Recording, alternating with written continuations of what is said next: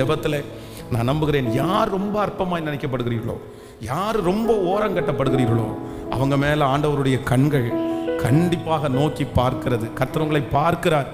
ஆண்டவர் உங்களுக்கு கண்டிப்பாக அற்புதம் செய்கிறதற்கு வல்லவராக இருக்கிறார். ஆமேன்.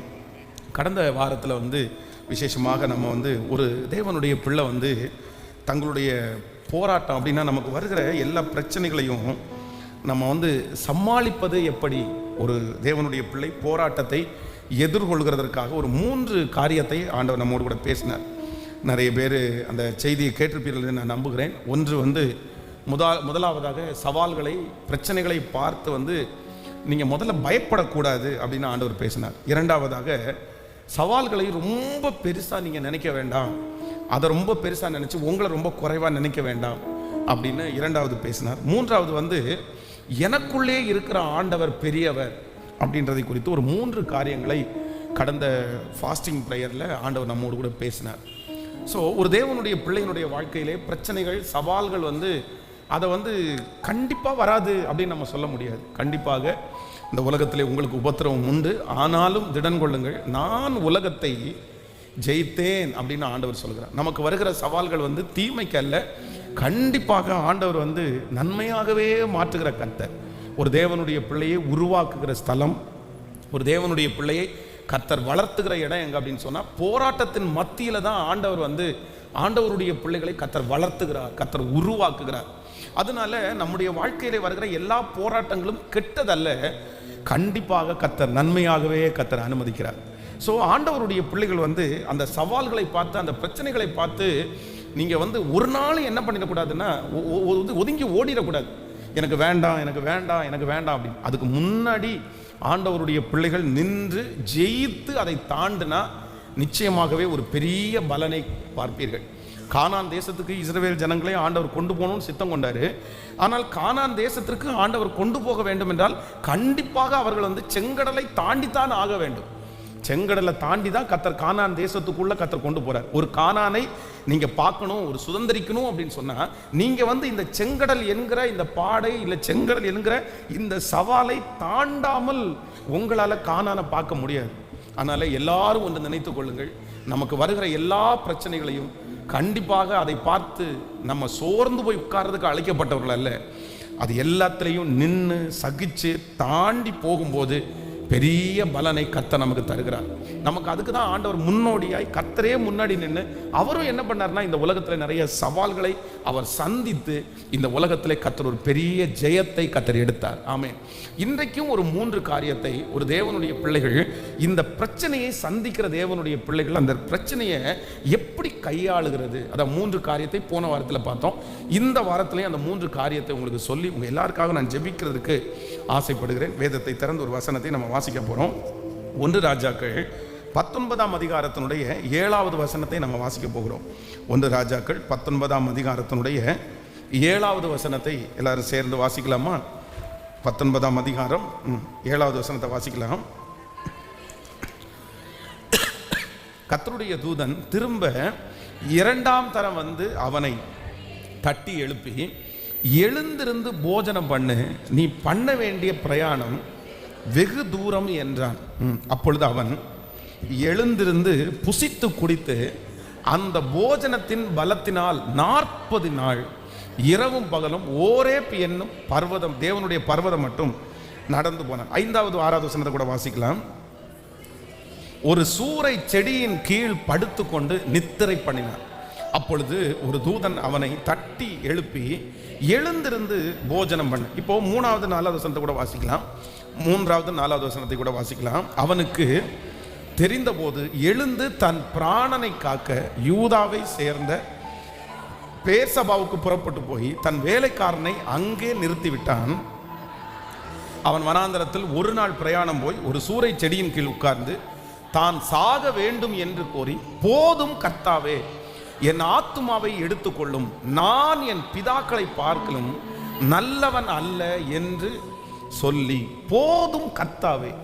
இந்த 4வது வசனத்தில் தீர்க்கதரிசி என்ன சொல்றார் அப்படின்னு சொன்னா, பிரச்சனை ரொம்ப அதிகமாக இருக்குது, போராட்டம் அவனுடைய தலைக்கு மேலே வந்துருச்சு, அவன் ரொம்ப பயப்படுகிறான். ஏசபேல் என்கிற ஒரு ராட்சதி உன் தலையை நான் உன்னை இடத்துல இருந்து எடுப்பேன்னு ஒரு மிரட்டல் விடுறாங்க. உடனே இவன் என்ன சொல்றான் அப்படின்னு சொன்னா, இந்த பிரச்சனை ரொம்ப பெருசா இருந்த உடனே போதும் போதும், என்னுடைய ஊழியம் போதும், நான் இதுவரைக்கும் செஞ்சதெல்லாம் போதும், இதுவரைக்கும் நான் உமக்காக நின்னது போதும், நான் வைராக்கியம் பாராட்டினது போதும், என்னை இந்த உலகத்தில் வச்சிருந்தது போதும், என்னை என்ன பண்ணுங்க அப்படின்னு சொன்னா, என்னை எடுத்துக்குங்க ஆண்டவரே, இனி இதுக்கு மேல இந்த பிரச்சனையை வந்து தாங்கிட்டு நான் இருக்க வேண்டிய அவசியம் இல்லை, போதும் கர்த்தாவே, இதோட நம்ம முடிச்சு கொள்ளலாம். ஒரு தேவனுடைய பிள்ளையினுடைய வாழ்க்கையிலே போராட்டம் சவால்கள் என்று வரும்போது அவர்களுக்கு இருக்கிற ஒரு மிகப்பெரிய மன கஷ்டம் என்ன அப்படின்னு சொன்னா, நிறைய பேர் வந்து பிரச்சனையை எதிர்கொள்றதுக்கு பலம் இல்லாததுனால போதும்னு நினைச்சிருவாங்க. நம்ம எதுக்கு போராடணும், நம்ம எதுக்கு சண்டை போடணும், இல்லை நமக்கு எதுக்கு வந்து காலையிலே எந்திரிக்கணும், நம்ம எதுக்கு ராத்திரி பகலாக உழைக்கணும், நம்ம எதுக்கு பாடுபடணும், சரி போதும், இதுக்கு மேலே வந்து இந்த பிரச்சனையை தாங்கிறதுக்கு நமக்கு பலன் இல்லை, நம்ம இருக்கிறதே போதும்னு நினச்சிக்குவோம், இருக்கிறத வச்சு நம்ம சமாளிப்போம், இப்படி இருந்து நம்ம வாழ்வோம், இது அதெல்லாம் வந்து ஒரு மற்றவங்களுக்கு தான் சரியாகும், நமக்கு சரியாகாது, நம்மளால் அதை பண்ண முடியாது. அப்போது மனதிற்குள்ளே பிரச்சனைகளை சந்திக்கும் போது ஒரு அந்த பிரச்சனையை சந்தித்து எதிர்கொண்டு வெற்றி அடைஞ்சு அடுத்த படிக்கு போகணும்னு நினைக்காம போதுன்ற மனப்பான்மை ஒரு தேவனுடைய பிள்ளைக்கு கண்டிப்பாக வரவே கூடாது. இன்னைக்கு நிறைய பேர் அமைதியானதுக்கு காரணம் என்னன்னா, நிறைய பேருக்கு டேலண்ட் இருக்கு, நிறைய பேருக்கு வசதிகள் இருக்கிறது, நிறைய பேருக்கு செய்ய முடியும், நிறைய பேர் நல்லா செஞ்சுட்டு இருந்தாங்க. ஆனால் செஞ்சுட்டு இருந்தவங்க ஒரு காலத்தில் ரொம்ப சைன் பண்ணவங்க, ஒரு காலத்தில் வேகமாய் ஓடினவர்கள் இன்னைக்கு ஏன் அவங்க அமைதியாகி பின்னாடி போயிட்டாங்க அப்படின்னு சொன்னால், அவங்க மனசுக்குள்ளே இந்த பிரச்சனையை அதிகமாய் வர வர வர நிறைய பேருக்கு என்ன ஆயிடுச்சு அப்படின்னு சொன்னால், சரி போதும் போதும், நம்ம ஏன் கஷ்டப்பட்டு நம்ம ஏன் பண்ணணும், நம்ம எதுக்கு பாடுபடணும், நம்ம ஏன் தூங்காமல் இருக்கணும் அப்படின்னு நினச்சி நிறைய பேர் அதிலே அதை நிறுத்தி அதை ஸ்டாப் பண்ணுறாங்க. இன்றைக்கி இந்த ஜெபத்தில் இருக்கிற நீங்கள் யாராவது ஒருத்தர் பிரச்சனையை பார்த்து, உங்களுக்கு முன்பாக இருக்கிற சவால்களை பார்த்து, நம்ம வந்து இதுக்கு மேலே ஒன்றும் செய்ய வேண்டாம் அப்படின்னு நினச்சி நீங்கள் போதுன்ற ஒரு முடிவுக்கு நீங்கள் வருவீர்களே, ஆனால் இல்லவே இல்லை, கொஞ்ச நாள் தான். அந்த போராட்டத்தினுடைய நாட்கள் முடிந்ததற்கு பிறகு அதனால் நீங்கள் பெற்றுக்கொள்ளுகிற ஆசீர்வாதம் கண்டிப்பாக சொல்கிறேன் பெரியவைகளாக இருக்கும். அதை பார்த்து போதுன்ற ஒரு முடிவுக்கு வந்துடாதீங்க. இந்த சவால்களை பார்த்து அவ்வளோதான், இதுக்கு மேலே நம்மளால் தாங்க முடியாதுன்ற ஒரு சூழ்நிலைக்குள்ளே நீங்கள் வந்துடாதீங்க. அதை வந்து நிறுத்திடுவேன் இது அப்படின்ற ஒரு சூழ்நிலைக்குள்ளே நீங்கள் வந்துடாதீங்க. நான் நம்புகிறேன் இந்த தீர்க்கதரிசி அப்படி தான் இருக்கிறாரு. என்ன அப்படின்னு சொன்னால், ஆண்டவர் வந்து அவருடைய ஓட்டத்தை வந்து முடிக்கல, அவருடைய ஊழியத்தை வந்து முடிக்கல, அவருக்கு இன்னும் வெகு தூரம் பிரயாணத்தை கத்தர் வச்சிருக்கிறார், வெகு தூர ஊழியத்தை கத்தர் வச்சிருக்கிறார். ஆனால் இந்த சவாலை சந்தித்து எல்லாரும் அமைதியா இருக்காங்களே, நான் மட்டும் எதுக்கு பாடுபடணும், நான் மட்டும் எதுக்கு நிற்கணும், அதுதான் அவன் சொல்றாரு. இவர் என்ன சொல்றாருன்னா, போதும் போதும், நான் வந்து பயந்தது போதும், நான் வந்து இந்த மாதிரி நான் ஒருத்த மட்டும் எதுக்கு பண்ணணும் அப்படின்னு சொல்லி, போதும் கர்த்தாவே என் ஆத்மாவை எடுத்துக்கொள்ளும் அப்படின்ற ஒரு வார்த்தையை சொல்றாரு. உங்க மனசுக்குள்ளே இருக்குமே, ஆனால் யாராவது ஒருத்தர் வந்து நீங்கள் ஒருவேளை வந்து அப்படிப்பட்ட ஒரு இருதயத்தோடு கூட நான் இனி போராடுறதுக்கு நான் விரும்பல, போதும் போதும், நீங்கள் உங்களே குறைத்து கொண்டு, உங்களுடைய தாளந்துகளை குறைத்து கொண்டு, உங்களுடைய வேகத்தை நீங்கள் குறைச்சிட்டு, உங்களுடைய ஜெபத்தை நீங்கள் குறைச்சிட்டு, உங்களுடைய செயல்பாடுகளை எல்லாம் குறைச்சிட்டு, அப்படியே இதையே நான் சமாளித்து இருந்தால் போதுன்ற ஒரு முடிவுக்கு வந்தால், ஆண்டவர் உங்களை பார்த்து என்ன சொல்கிறாருல்ல, இல்லை இந்த சவால்களை பார்த்து ஒரு நாள் அந்த வார்த்தையை நீ சொல்லாத, நீ போக வேண்டிய தூரம் வெகு தூரம், நீ பண்ண வேண்டிய பிரயாணம் இன்னும் நிறைய கர்த்தர் வைத்திருக்கிறார். அந்த சவால்கள் அப்படிதான் இருக்கும், அந்த போராட்டம் அப்படிதான் இருக்கும், அந்த பிரச்சனை அப்படிதான் இருக்கும். ஆனால் கொஞ்ச நாளைக்குள்ளாகவே அது உங்களுக்கு லெகுவாக மாறிவிடும். கொஞ்ச நாளைக்குள்ளாகவே அது உங்களை பலப்படுத்தும். கொஞ்ச நாளைக்குள்ளாகவே அது உங்களை நிர்மூலமாக்காது என்கிறதை நீங்கள் கண்டுகொள்வீர்கள், நீங்கள் உணர்வீர்கள். சோர்ந்து போகிறவனுக்கு அவர் பலன் கொடுத்து சத்துவம் இல்லாதவருடைய சத்துவத்தை பெருக பண்ணுகிற கர்த்தர், தீர்க்க தரிசனமாய் கர்த்தர் வாக்கு கொடுக்கிறார். இந்த போராட்டத்தை பார்த்து போதும் கர்த்தாவே அப்படி என்று நீங்கள் சொல்ல வேண்டியதே இல்லை.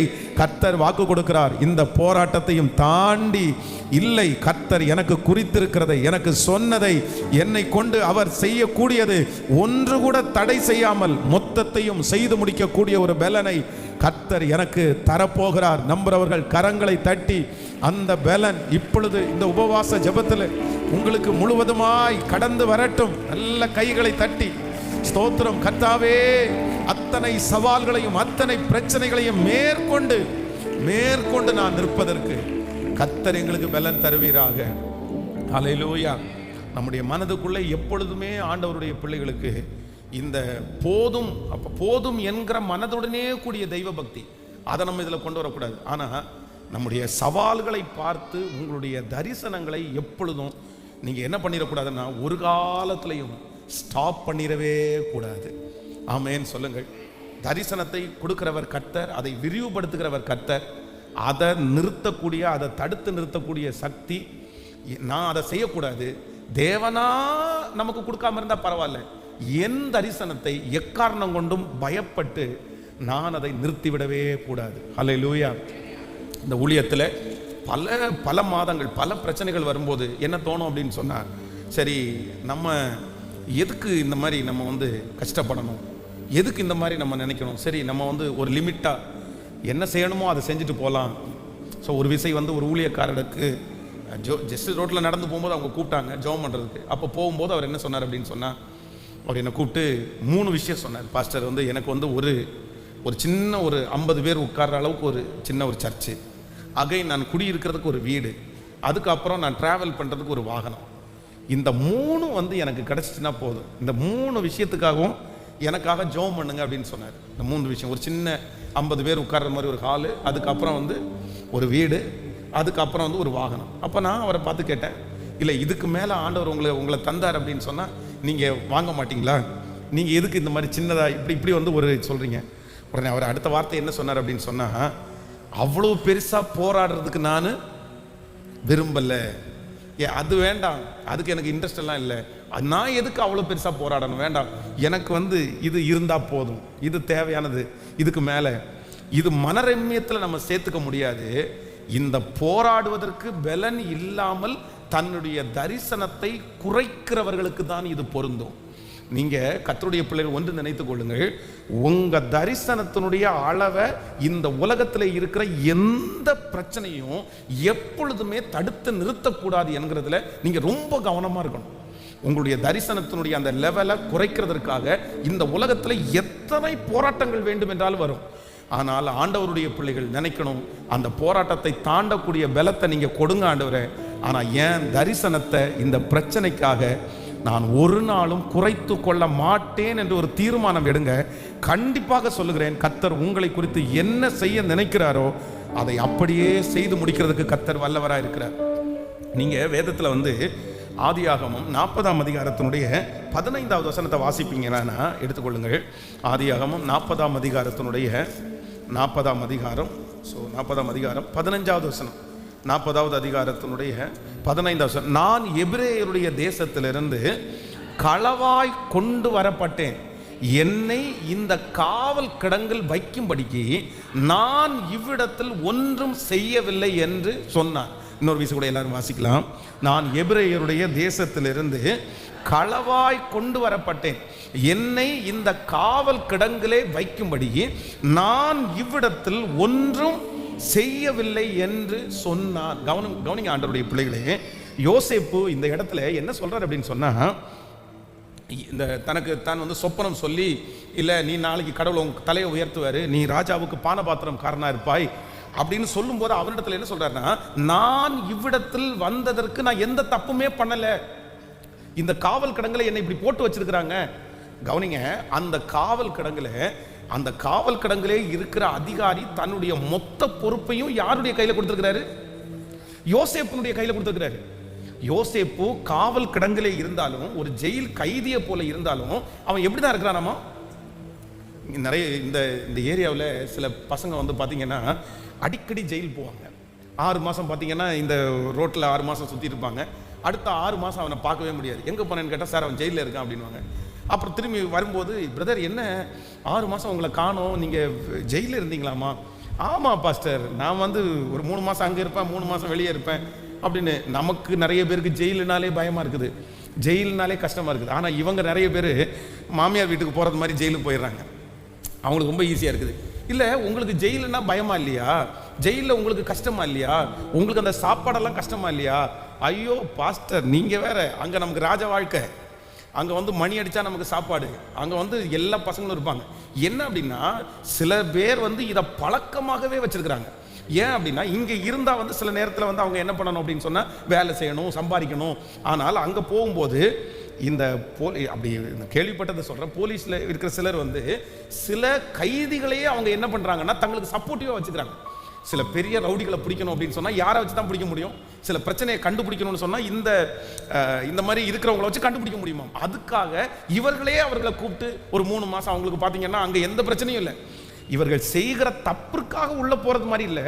இவங்க சும்மா ஜஸ்ட் வந்து ஒரு சின்ன கேஸ் போட்டு உள்ள போய் ஒரு 6 மந்த் இருந்துட்டு சில வேலைகள் எல்லாம் முடிச்சுட்டு அந்த மாதிரி. அப்போ வந்து அது அவங்களுக்கு ரொம்ப பிடிச்சி போயிடுச்சு. அது வந்து அங்கே இருக்கிறவங்க நிறைய பேர் இருக்காங்க.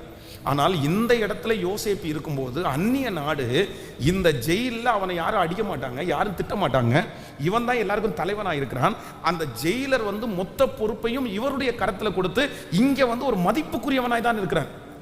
ஆனால் தான் காப்பாற்றப்படுவதற்கு தன்னுடைய பானபாத்திரக்காரன் தலைவரிடத்தில் சொல்கிறான், நான் இந்த இடத்திற்கு வருவதற்கு ஒரு தவறும் செய்யவே இல்லை. நான் இங்கே சேஃப்டியாக இருக்கிறது நல்லது, எனக்கு ஒரு நல்ல சேஃப்டி ஆண்டவர் கொடுத்துட்டாரு.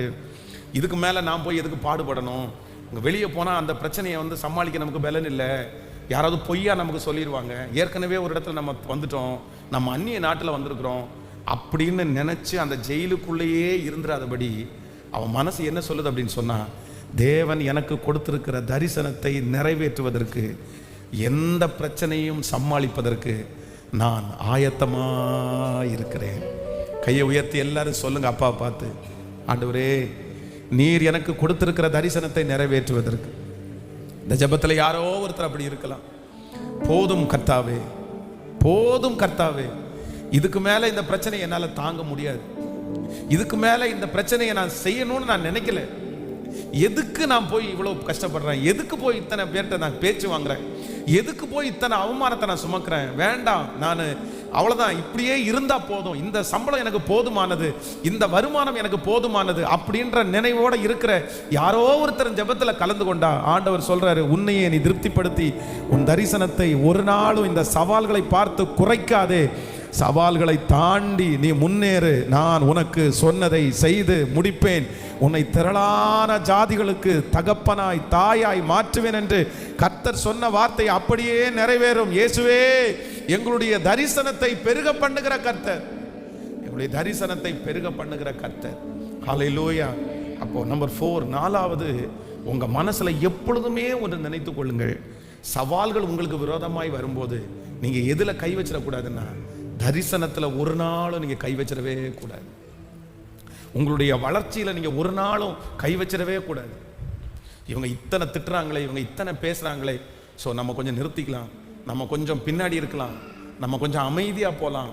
இல்லை இல்லை இல்லை இல்லை, என்னை பலப்படுத்துகிற கிறிஸ்துவினாலே, சொல்லுங்கள், எல்லாவற்றையும் செய்ய எனக்கு பலன் உண்டு. சொல்லுங்கள், ஒரு 3 டைம் சொல்லுங்கள் பார்க்கலாம். என்னை பலப்படுத்துகிற கிறிஸ்துவினாலே எல்லாவற்றையும் செய்ய எனக்கு பலன் உண்டு. சொல்லுங்கள், என்னை பலப்படுத்துகிற கிறிஸ்துவினாலே எல்லாவற்றையும் செய்ய எனக்கு பலன் உண்டு.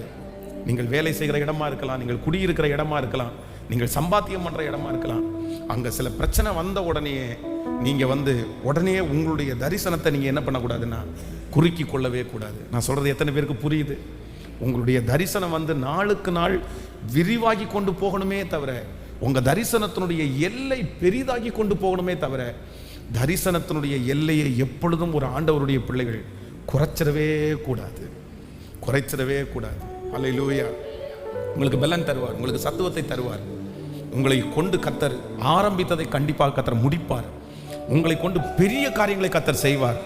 நான் நினைப்பதற்கும் வேண்டிக் கொள்வதற்கும் மிகவும் அதிகமாய் செய்கிற கர்த்தர் என்னோடு கூட கர்த்தர் இருக்கிறார். அல்லேலூயா. ஒரு ஜெபம் பண்ணிடலாமா எல்லாரும்? எதுக்கு ஜெபம் பண்ண போகிறோம்னா, ஆண்டவரே எனக்கும் என்னுடைய பிள்ளைகளுக்கும் என்ன பண்ணணும்னா, இந்த போராட்டத்தை பார்த்து என் தரிசனத்தை நான் என்ன பண்ணக்கூடாதுன்னா குறைச்சிடவே கூடாது. பாருங்கள், இந்த ஹெச்ஆர் போஸ்ட் வந்து ஒரு வாலிப தம்பிக்கு ஒரு ஐடி கம்பெனியில் ஹெச்ஆர் போஸ்டிங் ஒன்று கிடைக்கிறது. இந்த ஹெச்ஆர் போஸ்ட் அப்படின்னு சொல்கிறது எல்லாரையும் வந்து கைக்குள்ளே வச்சு எல்லாரையும் மோட்டிவேட் பண்ணி அப்படி நடத்தணும். ஆனால் நிறைய ஒர்க்கர்ஸ் வந்து இந்த பையனை வந்து ஏற்றுக்கவே இல்லை. இல்லை, நாங்கள் உன்னை ஏற்றுக்க மாட்டோம் அப்படின்னு சொல்லி ஏற்றுக்கலை. அதனால இவனுக்கு பயங்கரமான பிரச்சனை ஆகுது. உடனே இவன் என்ன பண்ணிட்டான் அப்படின்னு சொன்னால், அந்த போஸ்ட் வந்து ஆரம்பிக்கும் போது வந்து நம்ம வந்து ஹெச்ஆர் போஸ்ட் நீ வந்துட்டோம் அதை விட பெருசாக நம்ம செய்யணும், நம்மவே ஒரு யூனிட்ஸ் ஆரம்பிக்கணும், நம்ம 10 பேருக்கு வேலை கொடுக்கணும். இந்த மாதிரி ஒரு தரிசனத்தோடு எங்கிட்ட வந்து ஜெபம் பண்ணிட்டு அந்த வேலையில் போய் ஜாயின் பண்ணுறான். பாஸ்டர் இது எனக்கு தகுதியே இல்லை, ஆண்டவர் கிருபையாக கொடுத்துருக்கிறாரு, ஆண்டவர் என்ன ரொம்ப நம்புறாரு, நான் இப்படி ஆயிடுவேன் அப்படி ஆயிடுவேன், கர்த்தர் என்ன அப்படியெல்லாம் கொண்டு போயிடுவார் அப்படின்னு நினச்சான். அந்த வேலை ஸ்தலத்தில் அவனுக்கு ரொம்ப சவால் அதிகமாக இருந்ததுனால ஒரு நாள் திடீர்னு என்ன பண்ணிட்டான் அப்படின்னு சொன்னால், தன்னுடைய ஆஃபீஸுக்கு மெயில் போட்டு எனக்கு இந்த ஹெச்ஆர் போஸ்ட் வேண்டாம், எனக்கு சாதாரணமாக இதுக்கு முன்னாடி கொடுத்த சம்பளம் எனக்கு போதுமானது, நான் வந்து ஒரு ஒர்க்கராக இருந்துடுறேன் அப்படின்னு சொல்லிட்டு மெயில் போட்டுட்டு என்கிட்ட வரான். மெயில் போட்டு என்கிட்ட வந்து, பாஸ் நான் மெயில் போட்டுட்டேன், நம்மளாலெல்லாம் முடியாது, நம்மளாம் செய்ய முடியாது. எவன் பாஸ் அந்த டென்ஷனை ஏற்றுக்குவான், ஒரே ப்ரெஷராக இருக்குது, அவன் கத்திட்டு கிடக்கிறான், எவனுமே சொன்னபடி கேட்க மாட்டேங்கிறான், அதனால நான் எழுதி கொடுத்துட்டு எனக்கு 10,000 ரூபா சம்பளம் கம்மியாக இருந்தாலும் பரவாயில்ல, நான் வந்து இதுக்கு முன்னாடியே செஞ்சது மாதிரி வேலை செய்கிறேன்னு சொல்லிட்டேன் அப்படின்னு என்கிட்ட வந்து சொன்னேன். அப்போ நான் அவனுக்காக ஜெபம் பண்ணி, இது தவறு, நீ அந்த இடத்துல உயரணும், இந்த சவால்களை பார்த்து நீ சோர்ந்து போகக்கூடாதுன்னு சொல்லி ஜெபம் பண்ணி அனுப்பினேன். அப்போது இன்றைக்கு இந்த ஜெபத்தில் இருக்கிற யாராவது ஒருத்தர் உங்களுக்கு கொடுத்துருக்கிற உயர்வுகள், உங்களுக்கு கொடுத்துருக்கிற வெற்றிகளை கூட நீங்கள் முன்பாக இருக்கிற சவால்களை பார்த்து நீங்கள் குறைத்து கொள்ளலாம். இதே தான் இந்த தேவ மனுஷன் இந்த இடத்துல செய்கிறார். இவர் ஆண்டவர் நம்பினது பெரிய காரியத்திற்காக நம்பினார். ஆனால் ஏசபேல் என்கிற அந்த மனுஷனுடைய சவாலை பார்த்த உடனே தன்னையே குறுக்கி கொண்டு, போதும் கர்த்தாவே, போதும் கர்த்தாவே, நான் என்னத்தை போய் போராடுறதுக்கு, எனக்கு போராடலாம் முடியாது, அப்படியே பின்னாடி திரும்பி வந்துட்டான்.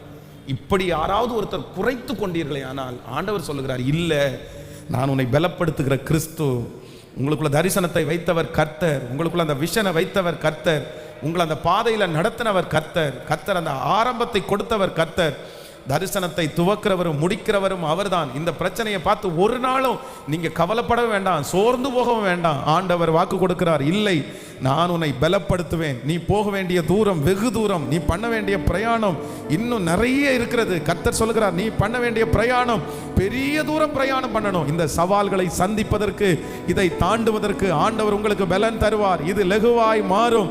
நீ சிறிய காரியத்தை செய்யும்படியாய் அழைக்கப்பட்டவன் அல்ல, நீங்களும் நானும் பெரிய காரியத்தை செய்யும்படியாய் அழைக்கப்பட்டவர்கள். கர்த்தர் உங்களை கொண்டும் என்னை கொண்டும் பெரிய காரியத்தை செய்ய போகிறார். நான் உன்னை கொண்டு செய்யும் காரியங்கள் அது பெரியவைகளாயிருக்கும், பெரியவைகளாயிருக்கும்.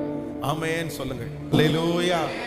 இந்த ஜெபத்தில் யாராவது ஒருத்தர் ஒருவேளை சூழ்நிலை நிமித்தமாய் உங்களுடைய தரிசனத்தை நீங்கள் குறைத்து கொண்டீர்களே ஆனால், இன்று மறுபடியும் ஆண்டவர் வந்து உங்களுக்கு ஒரு புதிய கிருபையை கர்த்தர் தர்றாரு. உங்க தரிசனத்துக்கு கர்த்தர் உரம் போடுகிறார். இந்த தரிசனத்தை கர்த்தர் இன்னைக்கு மறுபடியும் ஸ்டார்ட் பண்றாரு. கர்த்தர் மறுபடியும் உங்களுக்கு புதுப்பித்து கர்த்தர் சொல்கிறார், இல்லை, நான் உன்னை கொண்டு நினைத்ததை கண்டிப்பாக செய்து முடிப்பேன். அல்லேலூயா. உதாரணத்துக்கு சொல்றேன், ஒரு சின்ன வீடு, ஒரு ரூம் கட்டுறாங்கன்னு வைங்களேன். இந்த வீடு கட்ட ஆரம்பிக்கும் போது கண்டிப்பாக இந்த வீடு ரூம் இந்த மாதிரிலாம் கட்டுனீங்க அப்படின்னு சொன்னா, எந்த புதிய ப்ராஜெக்ட் ஆரம்பிச்சாலும் கண்டிப்பாக அதன் நிமித்தமா என்ன வரும் சொல்லுங்களேன், ஒரு மன உளைச்சல் வரும். கடந்த நாட்களிலே ஒரு பிரதர் வீடு கட்டிட்டு இருக்காங்க. அப்போ வந்து அவர் ஜெபம் பண்றதுக்காக வந்தாரு. எப்படி பிரதர் போயிட்டு இருக்கு அப்படின்னு கேட்டேன். கேட்ட உடனே, ஐயோ பாஸ்டர், வாழ்க்கையில் இதுதான் ஃபர்ஸ்ட் டைம், வாழ்க்கையில் இதுதான் பாஸ்டர் ஃபர்ஸ்ட் அண்ட் லாஸ்ட். ஐயோ, நம்மளால முடியாது பாஸ்டர், எத்தனை பேருடைய ஏச்சு, எத்தனுடைய பேர் பேச்சு, டென்ஷன் ஆகுது, எனக்கு நோயே வந்துருச்சு பாஸ்டர். இதை எப்போ இந்த வேலையை ஆரம்பிச்சேனோ அதுலேருந்து அவ்வளோதான் டென்ஷன். அங்கே பிரச்சனை பண்ணுறாங்க, இங்கே பிரச்சனை பண்ணுறாங்க, இவங்க வர மாட்டேங்கிறாங்க, அவங்க பாட்டுக்கு வர மாட்டேங்கிறாங்க, சும்மா தான் பெரியவங்க சொன்னாங்க போல அப்படின்னு சொல்கிறாரு. அவ்வளோதான், இனி நான் செய்யவே மாட்டேன், முடிஞ்சிட்டு, இனி என் வாழ்க்கையில் வந்து இந்த வேலையை எடுக்கவே மாட்டேன் அப்படின்ற மாதிரி. இல்லை, ஆண்டவருடைய பிள்ளை. இது ஒரு உதாரணத்துக்கு நான் சொன்னேன். இதே போல உங்களுடைய வாழ்க்கையிலே ஆண்டவர் கொடுத்திருக்கிற தரிசனத்தை நீங்க முன்னாடி எடுத்து வைக்கும்போது பிரச்சனைகளை பார்த்து அவ்வளோதான், நான் இனி எடுக்கவே மாட்டேன், நான் இனி செய்யவே மாட்டேன், நான் இனி முயற்சி எடுக்க மாட்டேன் நீங்க நினைக்காதீங்க. ஹல்லேலூயா. அதை எருசலேமை அவர் ஸ்திரப்படுத்தி அதை புகழ்ச்சியாக்கும் வரைக்கும் அவரை அமர்ந்திருக்க விடாதிருங்கள். ஆமேன் சொல்லுங்கள். விசுவாசிக்கிறீர்களா இல்லையா? ஆமேன். எங்களுடைய சின்ன அக்காவுக்கு வந்து திருமண காரியங்களுக்காக பொண்ணு பார்க்க போகும்போது நிறைய மாப்பிள்ளை வந்து பார்த்தீங்க அப்படின்னு சொன்னால் அப்படியே ரிட்டர்ன் போயிட்டே இருப்பாங்க. அப்போ நான் ரொம்ப சின்ன வயசு தான், நானே கேட்பேன், இத்தனை பேர் வர்றாங்கல்ல, இனி யாரையுமே வர சொல்ல வேண்டாம். எங்கள் அக்கா ஒரு பக்கத்தில் சொல்லுவாங்க, இல்லை யாரையுமே வர சொல்ல வேண்டாம், யாருமே என்னை பார்க்க வேண்டாம், ஆண்டவர் கொண்டு வந்தால் கொண்டு வரட்டும், இல்லைன்னா வேண்டாம் அப்படின்னு அவங்க சொல்லுவாங்க. ஆனால் எங்கள் அம்மா அப்பா என்ன பண்ணாங்கன்னா, எப்படியாவது யாரையாவது ஒருத்தர்கிட்ட சொல்லி வாரத்துக்கு ஒரு 2 பேரும் அதை பார்க்க வச்சிருவாங்க. ஏன் அப்படின்னு சொன்னால், 23 வயசாச்சா 22 வயசாச்சா அவங்கள கல்யாணம் பண்ணி என்ன பண்ணிடணும், செட்டில் பண்ணிடணும். இல்லை அப்படின்னு சொன்னால் அவங்களுக்கு லேட் ஆயிடுச்சு அப்படின்னு சொன்னால் அப்போ பாருங்க, அந்த கிராமத்தில் அவங்க இருக்கிறாங்க, அவங்களுக்கு அவ்வளோ படிப்பு அந்த மாதிரிலாம் எதுவும் இல்லை.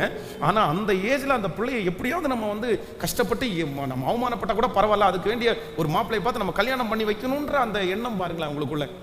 அப்புறம் பார்த்தீங்கன்னா ஆண்டவருடைய கிருபையினால தயவுனால வந்து செட் ஆகி அந்த திருமணமும் வெற்றியாகி முடிந்தது. அப்போது ஆண்டவருடைய பிள்ளைகள் ஒன்று நினைத்து கொள்ளுங்கள், சில எதிர்மறை சில அவமானங்கள் வர்றதுனால நம்ம என்ன பண்ணணும்னா, நம்ம என்ன பண்ணக்கூடாதுன்னா ஒதுங்கி ஓரமாக இருந்துடக்கூடாது. விசுவாசிக்கிறீங்களா இல்லையா? எத்தனை பேர் ஆமோதிக்கிறீங்க? இந்த தள்ளு வண்டி கடை நிறைய பேர் ஆரம்பித்து, இந்த தள்ளு வண்டி ஒரு தள்ளு வண்டி பார்த்தீங்க அப்படின்னு சொன்னால் ஒரு 15,000 20,000 வரும்னு வைங்களேன். இந்த தள்ளு வண்டி கடையை கொண்டு போய் ஒரு இடத்துல ரோட்டுக்கு ஓரத்தில் நீங்கள் போட்டு இட்லி கடை ஆரம்பிச்சிங்கன்னா ஃபஸ்ட்டு பிரச்சனை எங்கே வரும் தெரியுமா? பக்கத்து கடை இட்லி கடை வச்சுருக்க பாரு, அவங்களால ஃபஸ்ட்டு பிரச்சனை வரும். ஏன் வருமானம் பாதிக்கப்பட்டுருன்னு சொல்லிட்டு அவங்க முதல்ல சண்டைக்கு வருவாங்க. அதுக்கு பிறகு நீங்கள் ரோட்டில் போகும்போது யார் வருவாங்கன்னு சொன்னால், இந்த காவல்துறை அதிகாரிகள் வந்து நீங்கள் ரோட்டில் அப்படி பர்மிஷன் இல்லாமல் போட முடியாது. அவங்க வந்து என்ன பண்ணுவாங்கன்னா, நீ யார்கிட்ட கேட்டு போட்ட, எங்கே போட்ட, எதுக்கு இந்த இடத்துல போட்ட. அப்போது இன்னைக்கு நிறைய தள்ளு வண்டிகள் அவ்வளோ புதுசாக வாங்கி வீட்டு ஓரத்தில் நிப்பாட்டி வைக்கப்பட்டிருக்கிறது. ஏன் அப்படின்னு சொன்னால், எங்களுக்கு ஒரே பிரச்சனையாக இருக்குது, எங்களால் என்ன பண்ண முடியல. நம்ம திருச்சபையில் கூட எத்தனையோ பேர் இந்த மாதிரி, இப்போ நான் கை தூக்க சொன்னால் கூட ஒரு 5 பேர் தூக்குவீங்கன்னு நினைக்கிறேன். நிறைய பேர் ஆரம்பித்து அந்த வண்டி பார்த்தீங்கன்னா இன்றைக்கி மழையிலையும் வெயிலையும் நனைஞ்சிட்டு இருக்குது. அந்த வேலையை விட்டு திரும்பி எங்கே போயாச்சுன்னா பழைய வேலைக்கே போயாச்சு. ஆனால் இன்று வரைக்கும் 15 வருஷமா 25 வருஷமா 10 வருஷமா அந்த வேலையை கண்டினியூவாக செஞ்சு ஒரு இடத்துல இருந்து இன்னொரு இடத்துல போட்டு 3 இடத்துல போட்டு ஆள் வச்சு இன்றைக்கும் அதில் ஒரு பெரிய சம்பாத்தியத்தை சம்பாதிக்கிற எத்தனையோ பேர் என்னுடைய கண்களுக்கு முன்பாக இருக்கிறார்கள். அவர்களுக்கு பிரச்சனை இல்லையா? அவங்கள யாரும் திட்டலையா? அவங்கள யாரும் எடுத்துகிட்டு போன்னு சொல்லலையா? நிறைய சவால்கள் வந்துச்சு. ஆனால் அவங்களுக்குள்ள ஒரு விஷன் இருந்துச்சு, இது நிறுத்தும்படியாக கடவுள் எனக்கு கொண்டு வரல. எவ்வளோ பெரிய பிரச்சனை வந்தாலும் போராட்டம் வந்தாலும் இது இல்லைன்னா அடுத்து இல்லைன்னா அடுத்து அப்படின்ற தரிசனத்திற்கு அவர்கள் எப்பொழுதும் உயிர் கொடுத்து கொண்டே இருந்தார்கள். நான் நம்புகிறேன் அவர்களுக்கு கண்டிப்பாக கைவிடப்படவில்லை. ஹல்லேலூயா. உன் பிரயாசத்தை நீ போடு, நான் அநேக நாட்களுக்கு பின்பு அதனுடைய பலனை காண்பேன் என்று சொன்ன கர்த்தர் அவர்களோடு இருந்து இப்பொழுது அவர்களை பெருகவும் பண்ணி இருக்கிறார். அந்த தேவன் தான் வாக்கு கொடுக்கிறார், நான் உன்னை பலுகவும் பெருகவும் பண்ணுவேன். ஹல்லேலூயா. கையை உயர்த்தி எல்லாரும் சொல்லுங்க, என் தரிசனத்தை ஒரு நாளும் பிரச்சனைகள் தடுத்து நிறுத்தாதபடி இயேசுவே என்னுடைய தரிசனத்திற்கு இப்பொழுது உயிர் கொடுப்பீராக ராஜா. சோர்ந்து போகிறவனுக்கு அவர் பலன் கொடுத்து சத்துவம் இல்லாதவனுடைய சத்துவத்தை பெருக பண்ணுகிற கர்த்தர் இப்பொழுது அந்த தரிசனத்தை கர்த்தர் தட்டி எழுப்புவீராக. இப்பொழுது அந்த தரிசனத்தை உம்முடைய பிள்ளைகளுக்குள்ளே ஆண்டவரை கொண்டு வருவீராக. ஆண்டவரே, மூடப்பட்டு கிடக்கிற தரிசனங்கள், அப்பா முடியாது என்று நினைத்து கிடக்கிற தரிசனங்கள் இயேசுவின் நாமத்தினால இந்த உபவாச ஜெபம் நடந்து கொண்டிருக்கும் போதே பிள்ளைகளுக்கு உயிர் கொடுக்கப்படுவதாக, உயிர் கொடுக்கப்படுவதாக, உயிர் கொடுக்கப்படுவதாக. விட்டுட்டு போகிறவர்களாய் அல்ல, இது வேண்டாம் என்று சொல்லுகிறவர்களாய் அல்ல, அந்த பிரச்சனைகளை தாண்டி தரிசனத்திற்கு உயிர் கொடுக்கிற பிள்ளைகளாய் கர்த்தர் இப்பொழுது என்னுடைய பிள்ளைகளை மாற்றுவதற்கு உம்முடைய மகிமை கடந்து வரட்டும் அப்பா. நன்றி அப்பா, நன்றி நன்றி நன்றி. தடைகளை உடைக்கிற கர்த்தர் எனக்கு முன்னே கடந்து போகிறார். தடைகளை உடைக்கிற கர்த்தர் எனக்கு முன்னே கடந்து போகிறார். என்னை உண்டாக்கினவர், என்னை சீருஷ்டித்தவர் முன்னே நடந்து செல்கிறார். என்னை உண்டாக்கினவர், என்னை சீருஷ்டித்தவர் என் முன்னே நடந்து செல்கிறார். தீங்கு என்னை ஒன்றும் செய்யாதே, பாடும். தீங்கு என்னை ஒன்றும் செய்யாதே. யாக்கோபு என்னும் சிறு பூச்சியே, நீ ஒன்றுக்கும் கலங்கி விடாதே. இஸ்ரவேலின் சிறு கூட்டமே, நீ எதற்கும் பயந்து விடாதே. யாக்கோபு என்னும் சிறு பூச்சியே, நீ ஒன்றுக்கும் பயந்து விடாதே. இஸ்ரவேலின் சிறு கூட்டமே, நீ எதற்கும் பயந்து. இப்ப சொல்லுவே எல்லாரும், என்னை உண்டாக்கினவர், என்னை சீருஷ்டித்தவர் என் முன்னே நடந்து செல்கிறார். பாடு. என்னை உண்டாக்கினவர் என் முன்னே நடந்து செல்கிறார். தீங்கு என்னை ஒன்றும் செய்யாதே, தீங்கு என்னை ஒன்றும் செய்யாதே. பாடுவோம். அழைத்தவர் கைவிடுவாரோ? தெரிந்தவர் விட்டிடுவாரோ? அழைத்தவர் கைவிடுவாரோ? தெரிந்தவர் விட்டிடுவாரோ? பெயர் சொல்லி அழைத்த தேவன், பெயர் சொல்லி அழைத்த தேவன் மகிமை பாடுத்திடுவார், மகிமை பாடுத்திடுவார். இப்ப கைகளை தட்டி உன்னை உண்டாக்கினவர் பிரைஸ் தி லார்ட். இயேசுப்பா சொல்லுவோம். என்னை சீரஸ்தித்தவர் என் முன்னே நடந்து செல்கிறார். தீங்கு என்னை ஒன்றும் செய்யாதே, தீங்கு என்னை ஒன்றும் செய்யாதே. இப்ப சொல்லுவோம். பலவீனனாவதில்லை, சுகவீனம் தொடர்வதில்லை. பலவீனனாவதில்லை, சுகவீனம் தொடர்வதில்லை. சாத்தான் உன்னை ஜெயிப்பதில்லை, சாத்தான் உன்னை ஜெயிப்பதில்லை. சாபம் உன்னை அணுகுவதில்லை. இந்த பாட்டு பாடும்போதே கர்த்தர் மறுபடியும் அந்த தரிசனத்தை உண்டாக்கினவர், சீருஷ்டித்தவர் முன்னே நடந்து செல்கிறார். பாடும். நீ உண்டாக்கினவர் என் முன்னே நடந்து செல்கிறார். நீங்க என்னை ஒன்றும் செய்யாது. சொல்லுங்க எல்லாருமே விசுவாசத்தோடு, தீங்கு என்னை ஒன்றும் செய்யாது, தீங்கு என்னை ஒன்றும் செய்யாதே. ஹல்லேலூயா, ஹல்லேலூயா. ஆண்டவரே ஆமென். தரிசனத்தை வைத்தவர் கர்த்தர். அப்சலோம் தன்னுடைய தகப்பனாருடைய அரியணைக்கு ஆசைப்பட்டு இப்பொழுது தன்னுடைய தகப்பனாருடைய அரியணையை பிடிக்கணும்னு சொல்லி அப்பாவை வெளியே துரத்தியாச்சு. தன்னுடைய வீட்டுக்குள்ள வந்த உடனே அகித்தோப்பேல் சில ஆலோசனை கொடுக்குறான். அதன்படி செஞ்சு இப்போ ஏறி அந்த ராஜாவா உட்கார்ந்துருக்கிறார். இப்போ தாவீது என்கிற இந்த ராஜா இறந்தாதான் இவனுக்கு முழுமையான ராஜ பொறுப்பு கிடைக்கும். ராஜா அங்க உயிரோடு இருக்கும்போது ராஜ பதவியை முழுக்க முழுக்க அவனால் எடுக்க முடியாது. இப்போ தாவீதை கொல்லணுன்ற ஒரு டார்கெட். தன்னுடைய சொந்த மகன் தாவீதை இப்போ கொல்ல போறான். அப்போ அகித்தோப்பேல் ஒரு பிளான் கொடுக்குறாரு. என்ன பிளான் கொடுக்குறாரு அப்படின்னு சொன்னா, நீங்க ஒரு டீமா போய் மோதுங்க, நாங்க ஒரு டீமா போய் முன்னாடி மோதுறோம், அவரோடு இருக்கிற ஆட்கள் கொஞ்சம் பேர் தான், நாங்க அடிச்சு அவங்களை எல்லாரையுமே கொண்டு போட்டுறோம், தகப்பனை மட்டும் நாங்கள் விட்டுறோம், உங்க அப்பாவை மட்டும் நாங்கள் எதுவும் செய்ய மாட்டோம், உங்க அப்பாவை மாத்திரம் நீ டார்கெட் பண்ணி உங்க அப்பாவை நீ கொண்டுட்ட அப்படின்னு சொன்னா அவ்வளவுதான், நீ ராஜாவா உட்கார்ந்துடலாம், நம்ம இந்த யுத்தத்தை ஜெயிச்சிடலான்னு ஒரு பிளானை கொடுக்குறாரு. அப்போ இந்த பிளான் எல்லாருடைய பார்வைக்கு நல்லதா தெரியுது, அப்சலோமுக்கும் நல்லதா தெரியுது. ஆனா அங்க என்னன்னா இன்னொரு ஐடியா கொடுக்குற ஊசாயின்ற ஒருத்தன் இருக்கிறான். அகித்தோப்பேலுன்னு ஒரு கவுன்சிலர், ஊசாயின்னு ஒரு கவுன்சிலிங் பண்றவங்க, அப்படின்னா ஐடியா கொடுக்குறவங்கன்னு வச்சுங்களேன். அப்ப எதுக்குமே அவன்கிட்ட ஒரு டைம் கேட்டுக்கலாமே அப்படின்னு சொல்லி இது வரைக்குமே அகித்தோப்பேலுடைய ஆலோசனையே மற்ற மறுபரிசீலனையே கிடையாது. அவன் ஒன்று சொல்லிட்டான்னா அதை செஞ்சிடலாம் அப்படின்னு சொல்லுவாங்க. ஆனா த ஃபர்ஸ்ட் டைம் அப்சலோம் சரி ஊசாயிட்ட ஒரு வார்த்தை கேட்டுடலான்னு சொல்லி கேட்கும்போது ஊசாய் என்ன சொல்றான் அப்படின்னு சொன்னா, நீ நினைக்கிற மாதிரி இல்ல, உங்க அப்பா இப்பொழுது குட்டியை பறிகொடுத்த கரடி மாதிரி இருக்கிறாரு. ஏன்னா நீ வீட்டை விட்டு துரட்டி ரொம்ப கோபமா இருப்பாரு. இன்னும் உங்க அப்பா எவ்வளவு பெரிய யுத்த வீரன்னு உனக்கு தெரியும். நீ நினைக்கிறது மாதிரி அவர் நைட்டு ஜனங்களோட எல்லாம் தங்க மாட்டாரு, அவர் தனியா இருப்பாருன்னு சொல்லி அப்படியே பிளானை அப்படியே சேஞ்ச் பண்ணி விடுறாரு. யாரு? ஊசாய். ஊசாய் யாருடைய ஆள் அப்படின்னு சொன்னா தாவீதுனுடைய ஆளு. இப்போ அகித்தோப்பேலுடைய ஆலோசனையை ராஜா என்ன பண்ணிட்டாருன்னா த ஃபர்ஸ்ட் டைம் என்ன பண்றாருன்னா ரிஜெக்ட் பண்றாரு. சரி வேண்டான்னு சொன்ன உடனே உங்களுக்கு தெரியும் இவன் போய் என்ன பண்றான் அப்படின்னு சொன்னா நாண்டு கொண்டு செத்துட்டான் அப்படின்னு வேதம் சொல்கிறது. அப்போ தன்னுடைய வாழ்க்கையிலே வந்த அந்த ஒரு பிரச்சனையை, அந்த ஒரு அவமானத்தை, அந்த ஒரு ரிஜெக்ஷனை தன்னால தாங்க முடியாம என்ன மட்டும் இப்படி ரிஜெக்ட் பண்ணிட்டாங்களே, என்ன மட்டும் இப்படி ரிஜெக்ட் பண்ணிட்டாங்களேன்ற அந்த நினைப்பு அவனை தற்கொலைக்கு நேராய் வழி நடத்துகிறது. ஆண்டவருடைய பிள்ளைகள் இரண்டாவதாக ஒன்று ரொம்ப கவனமாக கவனிச்சுக்கோங்க. பிரச்சனைகள், போராட்டங்கள், சவால்கள் உங்களுக்கு விரோதமா வரும்போது நிறைய பேர் என்ன நினைக்கிறாங்க அப்படின்னு சொன்னா, எனக்கு மட்டும்தான் இவ்வளவு பிரச்சனை. யாருக்கு? எனக்கு மட்டும்தான் இவ்வளவு பிரச்சனை, வேற எல்லாரும் எப்படி இருக்காங்க? கேட்கல, சத்தமா சொல்லுங்க.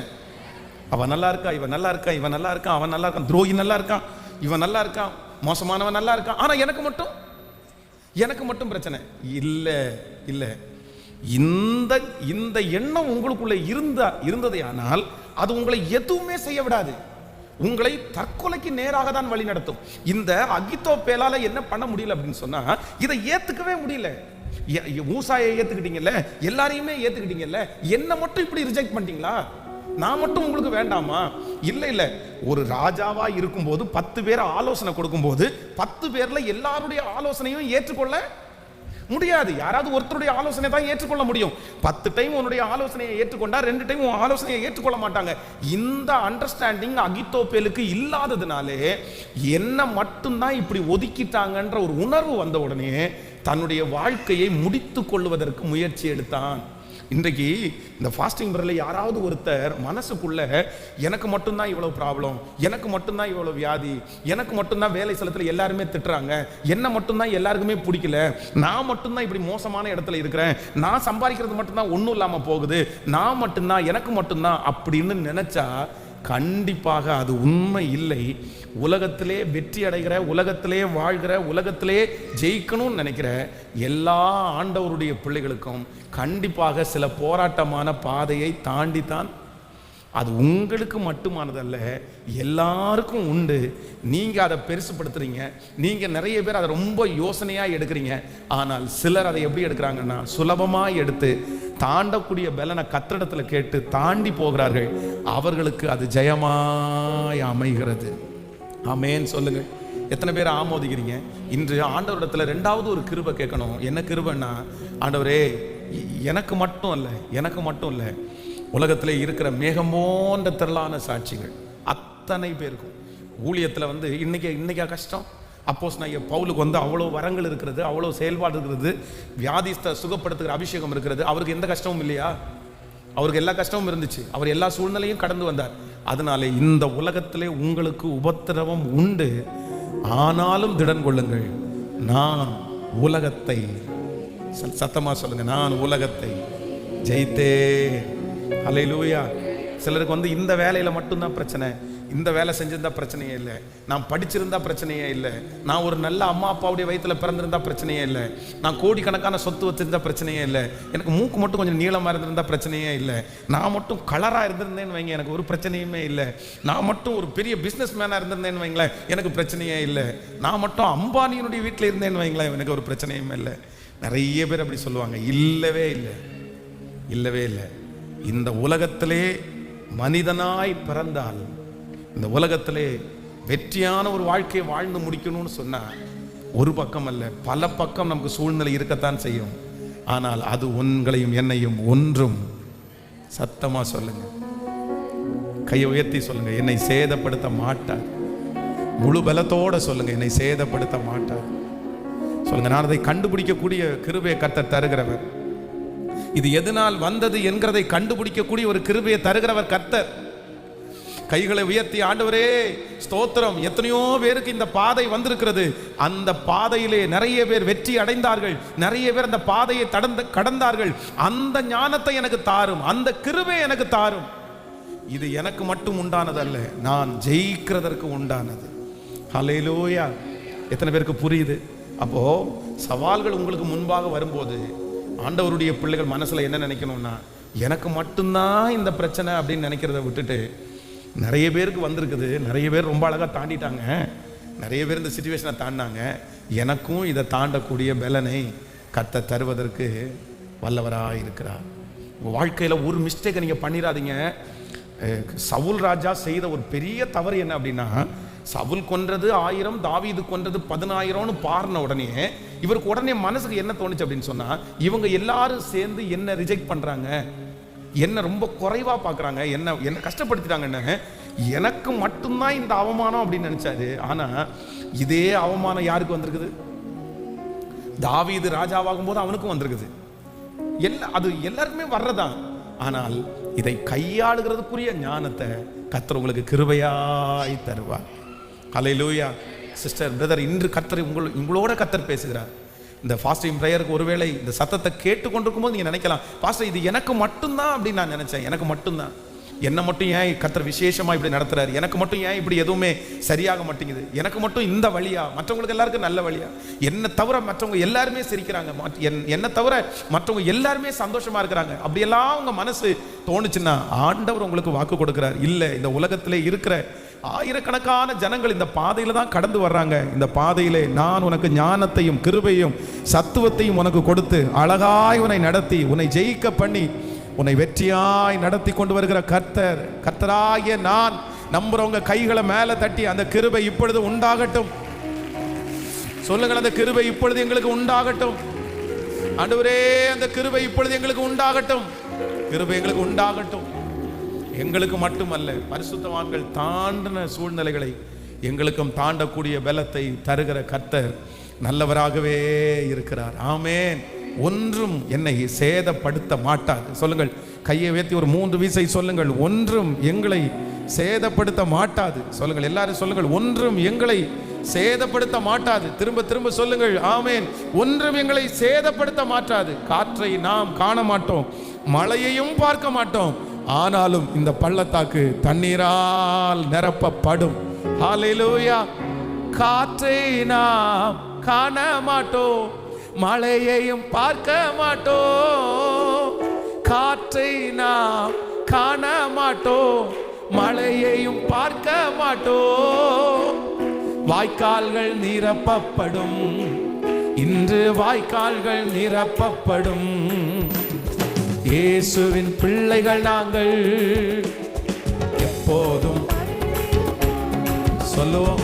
இயேசுவின் பிள்ளைகளே எப்போதும் மகிழ்ந்திருங்கள். இயேசுவின் பிள்ளைகள் நாங்கள் எப்போதும் மகிழ்ந்திருப்போம்.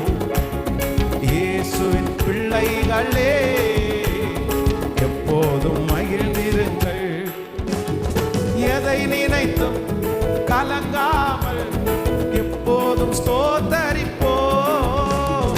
எதை நினைத்தும் கலங்காமல் எப்போதும் ஸ்தோத்தரிப்போம். நாம் எப்போதும் ஸ்தோத்தரிப்போம், நாம் எப்போதும் ஸ்தோத்தரிப்போம்.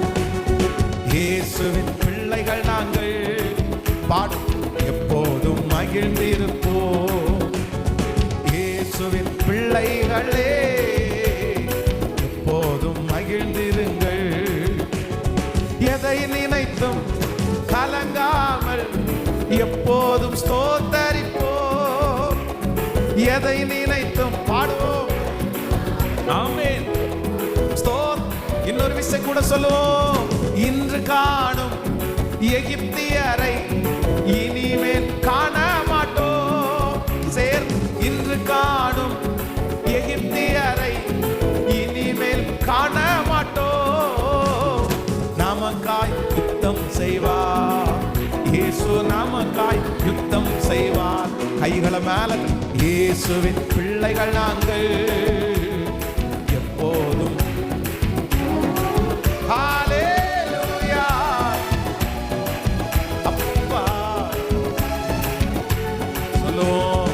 இயேசுவின் பிள்ளைகள் நாங்கள் எப்போதும். இயேசுவின் பிள்ளைகளே எப்போதும் மகிழ்ந்திருங்கள். ஆமென். ஹல்லேலூயா. எனக்கு மட்டும் இல்ல, இந்த பாதையை நான் மட்டும் கடந்து வரல, இந்த பாதை எனக்குரியது மட்டும் இல்ல, இந்த பாதையிலே கடந்து வந்த ஆயிரக்கணக்கான ஜனங்கள் இருக்கிறார்கள். இந்த பாதை ஒருவருக்கு அல்ல, எல்லாருக்கும் சொந்தமானது. ஆனா இந்த பாதையிலே ஜெயிக்கக்கூடிய பலனை என் கூட இருக்கிற கர்த்தர் எனக்கு தர வல்லவராக இருக்கிறார். ஆமென். விசுவாசிக்கிறீங்களா இல்லையா? நான் மட்டும்தான் இப்படி இருக்கிறேன்னு நினைச்சா ஒன்றும் பண்ண முடியாது, ஒன்றும் செய்ய முடியாது. நான் 2005வது வருஷத்தில் நான் அப்படி தான் நினச்சேன். 2004வது வருஷம் முடியும் போது என்ன நினச்சேன் அப்படின்னு சொன்னால், ஊழியத்திற்காக ஆரம்பித்த புதுசு நான் மட்டும்தான் இப்படி இருக்கிறேன், நம்ம வந்து தெரியாமல் இது பண்ணிட்டோம், எங்கள் அப்பா மட்டும் ஒரு நல்ல ஊழியக்காரராக இருந்திருந்தா அப்படின்னெல்லாம் நிறைய நினச்சேன். அதனாலேயே அந்த ஊழியத்தை தொடரவே முடியாமல் போயிடுச்சு. அதனால் நீங்கள் மட்டும்தான் இந்த பாதையில் கடந்து வர்றீங்கன்னு நினச்சா கண்டிப்பாக அந்த பாதையை உங்களால் தொடர முடியாது. ஆனால் இதுக்கு முன்னாடியே ஆயிரக்கணக்கான பேர் இந்த பாதையில் டிராவல் பண்ணியிருக்கிறாங்க. அவங்கள டிராவல் பண்ண வைக்க முடியும்னா இந்த பாதையில் என்னையும் கர்த்தர் டிராவல் பண்ண வைக்க முடியும்னு யார் நினைக்கிறீங்களோ உங்களை கர்த்தர் அழகாய் நடத்துவதற்கு கர்த்தர் வல்லவராக இருக்கிறார். ஆமென். கடந்த சில நாட்களுக்கு முன்பாக ஒரு பெரிய ஃபேக்டரி ஓனரை ஒரு ஒரு சின்ன பொருள் வாங்குறதுக்காக சந்திக்கக்கூடிய ஒரு சூழ்நிலை உண்டானது. பெரிய ஏரியா, அப்படியே நடக்கணும்னா கூட பார்த்தீங்கன்னா வண்டியை நிப்பாட்டிட்டு அவங்களுடைய அந்த இடத்துக்கு நடக்கிறதுக்கு அவ்வளோ தூரமாக இருந்துச்சு. பெரிய ஷெட், இதை மாதிரி ஒரு 10 மடங்கு அதிகமான பெரிய ஷெட், 10-15 மடங்கு அதிகமாக இருக்கும் இதை விட. அப்போ அது ஓரத்தில் ஒரு டேபிள் போட்டு அதில் உட்காந்துட்டு அவருக்கு எழுதிட்டே இருந்தார். அப்போ அவருக்கு முன்னாடி போய் நின்று பேசிட்டு அவர் நிறைய விஷயத்த சொன்னார். கடவுள் எப்படியெல்லாம் என்ன ஆசீர்வச்சிருக்கிறாரு, நான் எப்படியெல்லாம் வந்தேன், அப்படி பாதையெல்லாம் சொன்னார். அப்போ முடிச்சுட்டு அந்த இடத்த திரும்பும்போது ஒரு பெரிய ஃபோட்டோ ஒன்று போட்டு தோற்றம் மறைவுன்னு போட்டிருந்தாங்க. ஒரு சிஸ்டர், ஒரு 40 வயது மதிக்கத்தக்க ஒரு சிஸ்டருடைய ஃபோட்டோவை போட்டு அதில் மாலையெல்லாம் போட்டு அப்படி இருந்துச்சு. அப்போ அங்கே இருக்கிற அது முன்னாடி என்ட்ரன்ஸ்லேயே அதை வச்சுருந்தாங்க. அப்போ நான் அங்கே ஒர்க் பண்ணுற ஒருத்தரை பார்த்து கேட்டேன், இவங்க யார், இவங்களுடைய ஃபோட்டோவை முன்னாடி வச்சுருக்கிறாங்க, இவங்க இறந்துட்டாங்க, தோற்றம் மறைவுன்னு போட்டுருக்குது. அப்போ அவர் அவங்க ஒரு ஷாக்கான விஷயம் சொன்னாங்க, ஓனருடைய மனைவி அப்படின்னாங்க. இல்லை ரொம்ப அவர் ரொம்ப ஏஜாக தெரியாது, இவங்க ரொம்ப எங்கே தெரிறாங்களே அப்படின்னு கேட்டால், ஐயோ இல்லை, கிட்டத்தட்ட 25 வருஷத்துக்கு முன்னாடி அவங்க இறந்துட்டாங்களாம். 25 இயர்ஸ்க்கு முன்னாடி, 25 வருஷத்துக்கு முன்னாடி மனைவி இறந்து தன்னுடைய வாழ்க்கையில் இருக்கிற எல்லா காரியத்தையும் இழந்த அந்த மனுஷன் அவர் அடுத்த மனைவி இறந்த அடுத்த 20 வருஷத்துக்குள்ள இவ்வளோ பெரிய காரியத்தை செய்கிற அளவிற்கு எப்படி அவரால் முடிஞ்சிருச்சு? அப்போது தன்னுடைய மனைவி இறந்த போதிலும் கூட அவர் சரி என் மனைவி இறந்துட்டாங்க, எல்லாரும் மனைவி உயிரோடு இருக்கும்போது என் மனைவி மட்டும் இப்படி இறந்துட்டாங்களேன்னு நினச்சி அவர் பின்னாடி போல, அவர் தங்களுடைய தரிசனத்தை குறைக்கல, அவர் பார்த்து பின்னாடி போல. அவர் என்ன நினச்சார் அப்படின்னு சொன்னால், இது எத்தனையோ பேருக்கு நடந்திருக்குது, ஆனால் இது நடந்தாலும் இந்த சூழ்நிலையிலையும் நான் வாழுவேன் என்கிற ஒரு முயற்சியை எடுத்ததுனால இன்றைக்கு அநேகருக்கு வாழ்வு கொடுக்குற அளவுக்கு கடவுள் அவர் ஆசீர்வச்சிருக்கிறாரு. இந்த ஜபத்தில் இருக்கிற யாராவது ஒருத்தர் வந்திருக்கலாம், ஏதாவது ஒரு காரியம் உங்களுடைய வாழ்க்கையில் நெகட்டிவ் ஆனதுனால, எதிராய் வந்ததுனால நீங்கள் நிறைய பேர் எனக்கு மட்டும் ஏன் இப்படி நடந்துச்சு, அதனால எனக்கு மட்டும் நடந்ததுனால நான் இதை செய்ய முடியாதுன்னு நினைக்கலாம். இல்லவே இல்லை, கர்த்தர் உங்களுக்கு வாக்கு கொடுக்கிறார். பல பேர் இந்த வாழ்க்கையில் கடந்து போயிட்டாங்க மகளே, பல உதாரணங்கள் உனக்கு முன்னாடி இருக்கு மகனே. நீயும் இந்த பாதையில் நடக்கிறாய், நீ இந்த பாதையில் நடந்து போய் முடிவில் ஒரு பெரிய வெற்றியை நீ காண்பாய். இந்த பாதையினுடைய முடிவு உனக்கு வெற்றியாக அமையும். நான் உன் கூட இந்த பாதையில் இருப்பேன். உன்னுடைய மனதை தளர விடவே வேண்டாம். உன்னை உண்டாக்கின கர்த்தர் உனக்கு முன்னே கடந்து போகிறார். கண்டிப்பாக தீங்கு உன்னை ஒன்றும் செய்ய முடியாது. இந்த பாதை தான் வெற்றியான பாதை. இதன் நடுவில் நீ கடந்து போகும்போது தான் நீ ஒரு பெரிய அடையாளத்தை பண்ண முடியும். இது உங்களை நிர்மூலமாக்குறதற்காக அல்லவே அல்ல. கர்த்தர் உன்னை ஊன்ற கட்டும்படியாய் கர்த்தரை அனுமதித்திருக்கிறார். இல்லை, இதை தாண்டிப்போ, இதை முன்னேறிப்போ, இதை கடந்து செல். கர்த்தர் நம் பட்சத்திலே கிருபையா இருக்கிறதற்கு கர்த்தர் வல்லவரா இருக்கிறார். அல்லேலூயா. சிலர் சொல்லுவாங்க, உனக்கு ரொம்ப நல்ல மனைவி அமைஞ்சிட்டாங்க, உனக்கு நல்ல கணவன் அமைஞ்சிட்டாங்க. இந்த மாதிரி நிறைய பேர் சொல்லிடும், உனக்கு நல்ல கணவன் அமைஞ்சதுனால நீ இப்படி ஆயிட்ட, இப்படி இருக்கிற, உனக்கு நல்ல மனைவி அமைஞ்சதுனால இப்படி இருக்கிற. அவங்க வீட்டில் போய் கேட்டால் தான் தெரியும் எந்த மனைவி அமைஞ்சிருக்கிறாங்க, எந்த கணவன் அமைஞ்சிருக்கிறாங்க. நல்ல மனைவி அமைஞ்சதுனாலையோ நல்ல கணவன் அமைஞ்சதுனாலையோ அது ஒரு சிலருக்கு ஆண்டவர் கிருபையாய் தந்திருப்பார். ஆனால் நல்ல மனைவியாக இருந்தாலும் நல்ல மனைவியாக இருந்தாலும், நல்ல கணவனாக இருந்தாலும் கெட்ட கணவனாக இருந்தாலும், அதை தாண்டி அதை அறிஞ்சு கொண்டு புரிஞ்சு கொண்டு ஒரு நல்ல வாழ்க்கையை வாழ்ந்து குடும்பத்தை கட்டுகிறவர்கள் ஆயிரக்கணக்கான பேர் இருக்கிறார்கள். ஆமே, உண்மைதானே? இப்போ உங்களை பார்த்து கேட்குறேன், நீங்கள் எல்லாரும் நல்ல கணவன் அமைஞ்சதுனால தான் நீங்கள் ஒரு வெற்றியான வாழ்க்கை வாழ்கிறீங்களா? இல்லை, உங்களுடைய கணவன் உங்களுடைய மனைவி கெட்ட கணவன் கெட்ட மனைவின்னு சொல்கிறேன். நீங்கள் ஏன் நீங்கள் ஃபேமிலியோடு வாழ்கிறீங்கன்னா, நீங்கள் எல்லாத்தையும் என்ன பண்ணிட்டீங்க, தாங்கி சகிச்சு. சரி, கர்த்தர் நமக்கு ஒரு நல்ல கணவனை கொடுத்துருக்கிறார், கர்த்தர் நமக்கு நல்ல ஒரு மனைவியை கொடுத்துருக்கிறார். சரி, ஒன்றும் இல்லைன்னா கூட ஒன்றும் இல்லை, சரிப்பா, சரி ஓகே. இந்த மாதிரி நம்முடைய பிள்ளைகளுக்காக நம்ம இது பண்ணி கிளியர் பண்ணி அப்படி வாழ்கிறதுனால தான் என்ன பண்ண முடியுது, வாழ முடியுது. இல்லை, எனக்கு அப்படி தரலைன்றதுக்காக என் குடும்பத்தை நான் இழந்துடவே முடியாது. அப்போது உங்கள் மனசில் எப்பொழுதுமே ஒரு நிலை கொண்டு இருக்கட்டும், நான் மட்டும் கிடையாது, நிறைய பேர் எனக்கு முன்னாடி இருக்கிறாங்க. ஹல்லேலூயா. அவங்கெல்லாம் எப்படி தாண்டாங்க, அவங்கெல்லாம் எப்படி ஜீவித்தாங்க. கர்த்தர் உங்களையும் கிருபையாய் நடத்துவதற்கு வல்லமை இல்லாராய். நான் இந்த மன அழுத்தத்தினால ரொம்ப பாதிக்கப்பட்டு தூக்கம் வராமல் கஷ்டப்படும் போது என்ன யோசிச்சேன் அப்படின்னு சொன்னால், எனக்கு மட்டும் எல்லாரும் தூங்குவாங்க பொதுவாகவே பார்த்தீங்க அப்படின்னு சொன்னால். நான் தூக்கம் வராத நாட்களிலே ஊட்டிலேருந்து ஒரு பாஸ்டரை கூப்பிட்டேன் எனக்கு ஜெபம் பண்ணுறதுக்கு. பாஸ்டர், இன்றைக்கி ராத்திரி முழுக்க எனக்காக ஒரு ஆல் நைட் ப்ரேயர் இருந்து ஜெபம் பண்ணுவீங்களா அப்படின்னு சொன்னால், அவரும் ஒரு 2-3 உடன் ஊழியர்கள் ஜெபம் பண்ண ஆரம்பித்தாங்க. ஒரு 11 மணிக்கு ப்ரேயர் ஸ்டார்ட் பண்ணோம். 11 மணிக்கு ப்ரேயர் ஸ்டார்ட் பண்ணி பாஸ்டர் ஜெபம் பண்ணி 12:30 அந்த பாஸ்டர் என்ன பண்ணிட்டார் அப்படின்னா, அவருக்கு ரொம்ப தூக்கம் வந்துச்சு. அவர் எனக்காக ஜெபம் பண்ணிட்டு 12:30 திரும்பி பார்த்தா, அவர் ஜெபம் பண்ணிட்டு இருக்கும்போதே அவர் என்ன பண்ணிட்டாரு, அவர் தூங்கிட்டார். அவர் எதுக்கு வந்தார்? எனக்காக தூங்காம இரவில் இருந்து ஜெபம் பண்ணுறதுக்கு வந்திருக்கிறார். நானும் வந்து ஒரு டைம் தட்டி பாஸ்டர் அப்படின்னு கூப்பிட்டேன். எந்திரிச்சு கொஞ்சம் நேரம் ஸ்தோத்திரம் ஜெபம் பண்ணேன். திரும்பவும் தூங்கிட்டார். அப்போ நான் நினச்சேன், சரி நமக்கு தான் அந்த பிரச்சனை, அவரையும் என்ன பண்ண வேண்டாம். எந்தெந்த இடத்துலலாம் போகிறேனோ எல்லாரும் தூங்கிடுவாங்க, நான் மட்டும் முழிச்சிருப்பேன். எல்லாரும் வந்து பார்த்தீங்க அப்படின்னு சொன்னால் பேசிட்டே இருப்பாங்க, குரட்டை சத்தம் கேட்கும். நான் என்ன பண்ணுவேன் அப்படின்னு சொன்னால், அடப்பா நமக்கு வரமாட்டேங்குது, நமக்கு தூக்கம் வரல. உதாரணத்துக்கு பாஸ்டர் அம்மா வந்து, இல்லை இதை பாருங்கப்பா, இன்னைக்கு வந்து நீங்கள் தூங்குனதுக்கு அப்புறம் தான் நான் என்ன பண்ணுவேன், தூங்குவேன். நீங்கள் படுங்க, நான் ஜெபம் பண்ணுறேன், நான் ஜெபம் பண்ணிட்டே இருக்கேன், நீங்கள் படுங்க, உங்களுக்கு தூக்கம் வந்துடும் பாருங்கள், நீங்கள் தூங்குனதுக்கு அப்புறம் தான் நான் தூங்க போகிறேன் அப்படின்வாங்க. நானும் உடனே என் பிதாவே, என் தேவனே, என் கண்மலையே ஸ்தோத்திரம் அப்படின்னு சொல்லி ஜெபம் பண்ணிட்டே படுத்து கிடந்தா கொஞ்ச நேரம் திரும்பி பார்த்தா சத்தம் கேட்கும். என்னடா இது சத்தம் கேட்குதுன்னு பார்த்தா, இவங்க 3ஆம் வானம் வரைக்கும் போயிருப்பாங்க. 3ஆம் வானம் அப்படியே அவ்வளோ கொரட்டை விட்டு தூங்கிட்டு இருப்பாங்க. சரி, சில டைம் தட்டி எழுப்பி, அம்மா நான் இன்னும் தூங்கலை அப்படின்னா, ஐயோ இன்னும் தூங்கலையா நீங்கள் அமைதியாக இருக்கிறத பார்த்து நான் தூங்கிட்டீங்கன்னு நினச்சேன் அப்படின்னு. சரி, கடைசியில் நானே ஒரு முடிவு பண்ணிட்டேன், நம்ம வேதனையை பார்த்து இவங்களை என்ன பண்ண முடியாது. அப்போ நான் நினச்சது ஒன்று என்ன அப்படின்னா, நமக்கு மட்டும்தான் இப்படி ஊரே தூங்குது, உலகமே தூங்குது, எல்லாருமே தூங்குறாங்க, நான் மட்டும் ஒரே ஒருத்த மட்டும் விழிச்சிட்டு இருக்கிறேன். என்னால் ஒருத்தனால மட்டும்தான் தூங்க முடியல. இதை நினைக்க எனக்கு ரொம்ப ஸ்ட்ரெஸ் அதிகமாயிருச்சு. அப்போ நான் மட்டும் வித்தியாசமாக இருக்கிறேனா, எனக்கு மட்டும் கடவுள் இப்படி பண்ணி கொடுத்துட்டாரா, நான் மட்டும் இப்படி தண்டனை அனுபவிக்கிறேனா அப்படின்னு ரொம்ப கஷ்டப்பட்டேன். அப்புறம் வந்து புத்தகம் படிக்க ஆரம்பித்தேன். நிறைய சரித்திரத்தை மாத்திரம், நிறைய மனுஷங்களுடைய புத்தகத்தை, ஒவ்வொரு லீடர்ஸையும் எடுத்து வாசிக்க பார்த்தீங்கன்னா அத்தனை பேரும் தூங்காமல் கஷ்டப்பட்டுருக்காங்க. அவங்க அத்தனை பேரும் புக்கில் எழுதும்போது எழுதுனாங்க, எல்லாரும் தூங்கிட்டாங்க நான் மட்டும் தூங்கலை, எல்லாரும் தூங்கிட்டாங்க நான் மட்டும் தூங்கலை. அப்போ நினச்சேன், நம்ம ஒருத்தன் தூங்கலை, நிறைய பேர் சாதிச்சவங்க எல்லாரும் எப்படி தான் இருந்திருக்கிறாங்க. அப்போ எனக்குள்ள ஒரு வந்துச்சு, சரி இவங்களே தூங்காமல் உட்காந்துட்டே இவ்வளோ பெரிய அச்சீவ்மெண்ட்டை பண்ண முடியும்னா நம்ம கூட கர்த்தர் இருக்கிறாரு, நம்ம தூங்காமல் இருந்தாலும் கண்டிப்பாக அந்த மாதிரி வெற்றி அடைய முடியும்னு சொல்லி இந்த மோட்டிவேஷன் பண்ணி ஜெபம் பண்ணி அதற்கு பிறகுதான் அதுலேருந்து வெளியே வர முடிஞ்சிருச்சு. அப்போ வந்து நான் மட்டுமல்ல, சொல்லுங்கள் எல்லாரும் சொல்லுங்கள், நான் மட்டும் இல்லை. கேட்கல? சில நேரத்தில் இந்த உலகத்தில் உங்களுக்கு தனியாக போகும்போது நீங்கள் மட்டும் என்னமோ தனியாக போகிறது மாதிரி ஃபீல் ஆகும். இந்த ஜெபத்தில் இருக்கிற யாராவது ஒருத்தர் அப்படி வந்திருக்கலாம். எல்லாரும், சிலர்லாம் கணவன் மனைவியோட போகும்போது நான் மட்டும் இப்படி தனியாக போகிறேனே, சிலர்லாம் ஃபேமிலியோட போகும்போது நான் மட்டும் இப்படி போகிறேன், சிலர்லாம் சிரிச்சுட்டே உள்ளே போகும்போது நான் மட்டும் இப்படி போகிறேனே. ஆனால் ஆண்டவர் இன்றைக்கு இந்த ஃபாஸ்டிங் ப்ரேயரில் உங்களுக்கு சொல்கிறார், மகளே மகனே, நீ மட்டும் இல்லை, நிறைய பேர் அந்த பாதையில் தான் போனாங்க. ஆனால் ஒரு நாள் அந்த பாதை அவர்களுக்கு வெற்றியாய் முடிஞ்சிருச்சு. அழுது கொண்டு போகிற நீங்கள் சீக்கிரமாய் சிரித்து கொண்டு போகிற நாள் வரும். இன்றைக்கு கர்த்தர் சொல்லுகிறார், இக்காலத்து பாடுகள் இனி உனக்கு நான் கொடுக்க போகிற மகிமைக்கு ஒப்பிடத்தக்கது அல்ல. இன்னைக்கு நீ கண்ணீரோடு விதைக்கிறாய், ஆனால் ஒரு நாள் கம்பீரத்தோடு நீ அறுவடை செய்து அதே வழியாக கம்பீரத்தோடு திரும்பி நீ வருவாய்.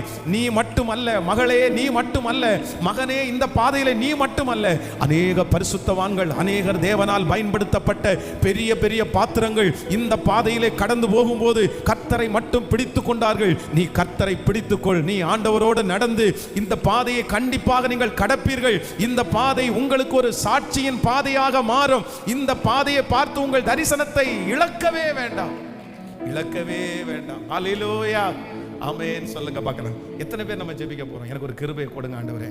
இந்த அவமானம் எனக்கு மட்டும் இல்லை, இந்த அவமானத்தில் கடந்து வந்த பலர் பெரிய சாதனையை படைத்திருக்கிறார்கள். நான் தீர்க்க தரிசனமா சொல்கிறேன், இந்த பாதையில கடந்து வந்த அநேகர் வெற்றி அடைய முடியுமானால் இந்த பாதையில கடந்து போகிற நீங்களும் ஒரு நாள் வெற்றியை அடைவீர்கள். ஒரு நாள் நீங்களும் மகிமையை பார்ப்பீர்கள். ஒரு நாள் உங்கள் தலைகளையும் கர்த்தர் உயர்த்துவார். சோர்ந்து போக வேண்டாம், கர்த்தர் வாக்கு கொடுக்கிறார், இக்காலத்து பாடுகள் இனி வெளிப்பட போகும் மகிமைக்கு ஒப்பிடத்தக்கது அல்ல. கைகளை உயர்த்தி ஒரு 10 விசை சொல்லுவோம், இக்காலத்து பாடுகள் இனி வெளிப்பட போகும் மகிமைக்கு ஒப்பிடத்தக்கது அல்ல. இக்காலத்து பாடுகள் இனி நமக்கு வெளிப்பட போகும் மகிமைக்கு ஒப்பிடத்தக்கது அல்ல. இக்காலத்தில் பாடுகள் இனி நமக்கு வெளிப்பட போகும் மகிமைக்கு ஒப்பிடத்தக்கது அல்ல, ஒப்பிடத்தக்கது. ஆமென். பாடலாமா? எல்லாரும் சேர்ந்து பாட போறோம். என்னை உண்டாக்கினவர், என்னை சிருஷ்டித்தவர் எனக்கு முன்னே நடந்து போகிறார், தீங்கு என்னை ஒன்றும் செய்வதே இல்லை. ஆமென். விசுவாசிக்கிறீங்களா இல்லையா? நான் மட்டுமல்ல, நான் மட்டுமல்ல, மேகம் போன்ற திரளான சாட்சிகள் எனக்கு முன்பாக இருக்கிறது. ஹல்லேலூயா. சிலருடைய வருத்தங்கள் உங்களுக்கு தெரியாது, சிலர் கடந்து வந்த பாதை உங்களுக்கு தெரியாது, சிலர் வெளியே சொல்ல மாட்டாங்க, சிலர் வெளியே சொல்லக்கூடிய பிளாட்ஃபார்ம் கூட அவங்களுக்கு இருக்காது. ஆனால் அவங்க அத்தனை இப்போ பாருங்களேன், உங்களை நிறைய பேரை எழுப்பி விட்டு, பிரதர் நீங்கள் இவ்வளோ கடவுள் உங்களை ஆசீர்வச்சிருக்கிறாரு, உங்களுடைய பின்னணியை கொஞ்சம் சொல்லுங்கன்னு சொன்னால் நீங்கள் நிறைய பேர் சிரிச்சுட்டே சொல்ல மாட்டீங்க. நிறைய பேர் எப்படி தான் சொல்லுவீங்கன்னா அழுதுகிட்டே சொல்லுவீங்க. ஏன்னா அவ்வளோ வலிகள், அவ்வளோ பிரச்சனைகள். ஆனாலும் அத்தனையும் தாண்டினாலும் கர்த்தர் இவ்வளோ அழகாய் கொண்டு வந்திருக்கிறாருல்ல. இன்னைக்கு வலியோடு வேதனையோடு இருக்கிறவங்களுக்கும் சொல்கிறேன், உங்களுக்கு ஒரு நாள் இந்த வலி வேதனைகள் சாட்சியாகத்தான் மாறும், சாட்சியாகத்தான் கர்த்தர் வைக்க வல்லவர். ஆமென். கரங்களை தட்டி பாடி, என்னை உண்டாக்கினவர், என்னை சிருஷ்டித்தவர் எனக்கு முன்னே கடந்து போகிறார். எல்லாருடைய கரங்களையும் தட்டி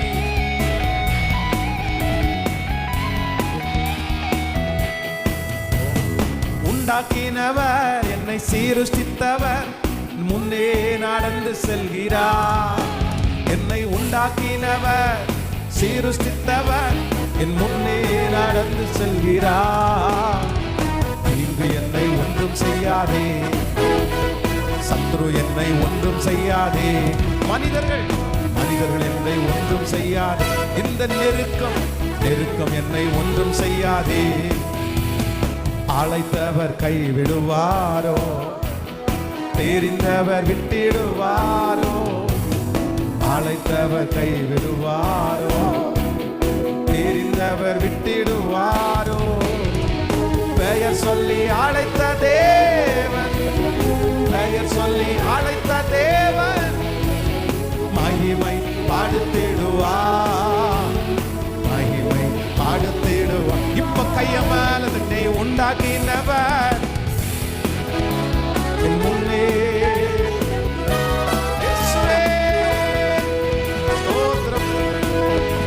என் முன்னே நடந்து செல்கிறார். தீங்கு என்னை ஒன்றும் செய்யாதே, தீங்கு என்னை ஒன்றும் செய்யாதே. வியாதிகள் வருவதில்லை, சுகவீனம் தொடர்வதில்லை. நம்புறாண்டு சுகவீனம் தொடர்வதில்லை. சாத்தான் என்னை நெருங்குவதில்லை, சாத்தான் என்னை ஜெயிப்பதில்லை. சாபம் என்னை அணுகுவதில்லை, சாபம் என்னை அணுகு. எல்லாருடைய கைகளை மேல என்னை உண்டாக்கினவர் அக்கினி. இயேசுவா, உங்க கிருபாண்டவரே, உங்க கிருபாண்டவரே, உங்க கிருபை. தீங்கு என்னை ஒன்றும் செய்யாதே, தீங்கு என்னை ஒன்றும் செய்யாதே. ஹல்லேலூயா, ஹல்லேலூயா. எல்லாரை காட்டிலும் உங்களுக்கு ஸ்பெஷலா சோதனை வருதுன்னா நீங்க எல்லாரை விட ஸ்பெஷல் அப்படின்றத நீங்க மறந்துடுங்க.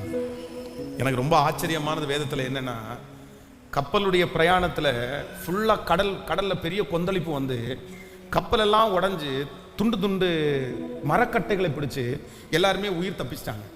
இப்போ அந்த தீவுல இருக்கிற ஜனங்கள் எல்லாரும், அப்போஸ்தலனாகிய பவுலையும் அவங்க கூட இருக்கிறவங்களும் இந்த கடல்ல இவ்வளவு பெரிய பிரச்சனையில தப்பிச்சு வந்ததுனால எல்லாரையும் கூப்பிட்டு உட்கார வச்சு அத்தனை பேருக்கு முன்னாடி கொஞ்சம் விறகெல்லாம் தூக்கி போட்டு தீ எரிக்கி பக்கத்து வச்சுட்டாங்க. எல்லாரும் சுத்தி உட்கார்ந்து விறகெல்லாம் ஒன்னொன்னா தூக்கி போட்டு போட்டு போட்டு தன்னுடைய உடம்புக்கு வந்து குளிர் காஞ்சிட்டு இருக்காங்க. விரியன் பாம்பு சுத்தி அத்தனை பேர் இருக்கிறாங்க. ஆனா அங்க இருக்கிற யாருடைய கையாவது ஒருத்தருடைய கையை கடிக்க வேண்டியதானே?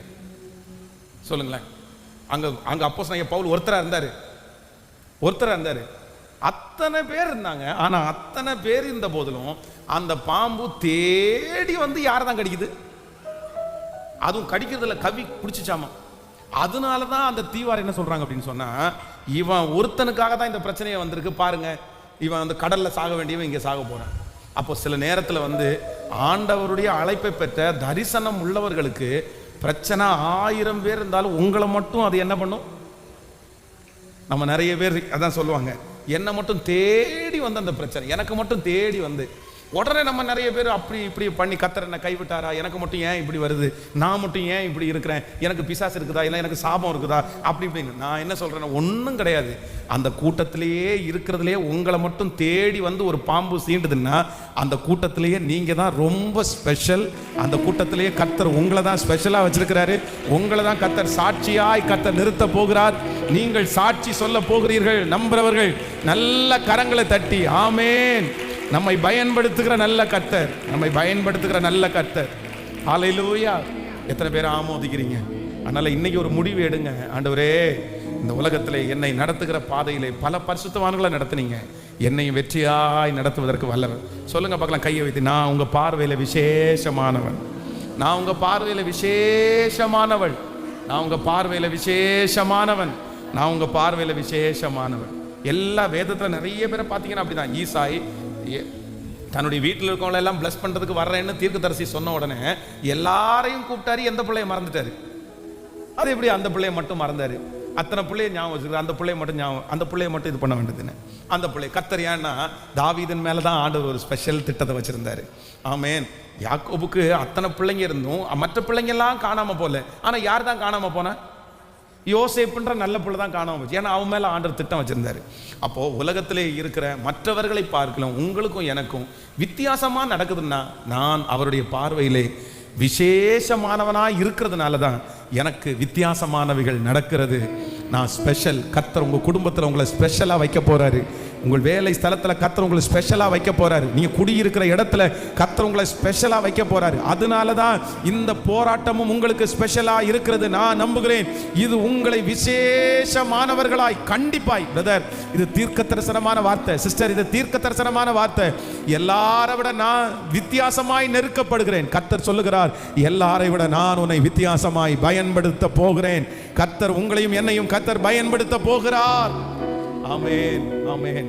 நம்பர் 3, மூன்றாவதாக ஆண்டவருடைய பிள்ளைகள் ஒரு தேவனுடைய, அது ஒரு 5 மினிட்ஸ்ல முடிக்கிறேன். வாசிக்கலாம். யாத்திராகமம் 3ஆம் அதிகாரம் 2வது வசனம். யாத்திராகமம் 3வது அதிகாரத்தினுடைய 2வது வசனத்தை வாசிக்கலாமா? சோத்திரம். யாத்திராகமம் 3ஆம் அதிகாரத்திலே 3ஆம் அதிகாரம் 2. அங்கே கர்த்தருடைய தூதனானவர் ஒரு முட்செடியின் நடுவிலிருந்து உண்டான அக்கினி ஜுவாலையிலே நின்று அவனுக்கு தரிசனமானார். அப்பொழுது அவன் உற்று பார்த்தான். முட்செடி அக்கினி ஜுவாலித்து எரிந்தும் அது வெந்து போகாமல் இருந்தது. ஆமேன் சொல்லுங்கள். சவால்கள், பிரச்சனைகள் நமக்கு சந்திக்கும் போது ஒரு தேவனுடைய பிள்ளை 4வது என்ன, ஃபர்ஸ்ட் இன்னைக்கு 3 காரியத்தை உங்களோடு பேசியிருக்கிறேன். 4வது, 1, தரிசனத்தை நம்ம என்ன பண்ணக்கூடாது, குறைத்து கொள்ளக்கூடாது. நம்பர் 2, 2வது, எனக்கு மட்டும்தான் அப்படின்னு நம்ம நினைச்சிடக்கூடாது பிரச்சனைகள் வரும்போது. நம்பர் 3, 3வது நீங்க என்ன நினைச்சிடக்கூடாது அப்படின்னு சொன்னா, ஒரு பிரச்சனைகளை, ஒரு சவால்களை ஒரு ஆண்டவருடைய பிள்ளைகள் சந்திக்கும் போது இதுதான் எனக்கு வாழ்க்கையா, இதுதான் நிரந்தரமாகும், அவ்வளவுதான், அது சரியா ஆகாது, இது என்னுடைய தலையெழுத்து அப்படின்னு நினைக்க கூடாது. ஒன்று நினைத்துக் கொள்ளுங்கள், இந்த பிரச்சனை கண்டிப்பாக மாறும். அப்படி இந்த அக்னி எரிந்து கொண்டிருந்தாலும் கண்டிப்பாக உங்களுடைய செடி என்ன பண்ணாது அப்படின்னா கண்டிப்பாக வெந்து போவது இல்லை. 3வது, ஒரு மனசுல ஒரு காரியத்தை நினைச்சுக்கோங்க. உங்களுக்கு எவ்வளவு பிரச்சனை வந்தாலும், எவ்வளவு நெருக்கம் வந்தாலும் ஒண்ணு நீங்க மறந்துடாதீங்க, அது உங்களை அழிக்க முடியாது. அது உங்களை அழிக்க முடியாது. எத்தனை பேர் ஆமோதிக்கிறீர்கள்? மோசையை பார்த்து ஆண்டவர் இந்த இடத்துல என்ன வாக்குத்தத்தை சொல்றாருன்னா, உன் கூட பிறந்த எல்லாரை காட்டிலும் உனக்கு சவால் அதிகம்தான், உனக்கு பிரச்சனை அதிகம்தான். ஆனா இத்தனை பிரச்சனையில நீ தாண்டின, இவ்வளவு போராட்டத்தில் தாண்டின அந்த செடி அவ்வளவு ஜுவாலித்து எரிகிற அக்னி, ஜுவாலித்து எரிகிற அக்னி, அவ்வளவுதான், எரிஞ்சு சாம்பல் ஆகணும். ஆனா அவன் உற்று பார்க்கும்போது அக்னி எரிஞ்சிட்டு இருக்குது. ஆனா உள்ள இருக்கிற முட்செடி என்ன பண்ணல? சொல்லுங்க, எரியவே இல்லை. இது எப்படி நடக்கும்? இது எப்படி நடக்கும்?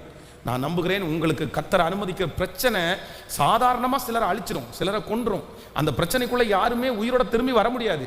அந்த போராட்டம் நிர்மூலமாக்குற போராட்டம்.